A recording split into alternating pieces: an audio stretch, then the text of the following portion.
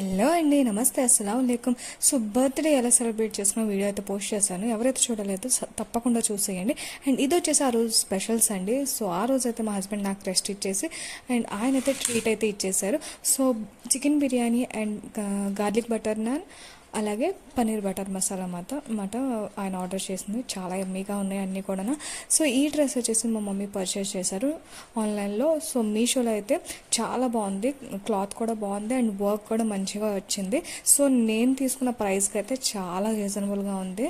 So మీకు ఈ dress link కావాలంటే కమెంట్ చేయండి, తప్పకుండా ప్రొవైడ్ చేస్తాను. అండ్ హెయిర్ స్టైల్ కూడా కొత్తగా డిఫరెంట్గా ట్రై చేశాను, అదే మీకు చూపిస్తున్నాను.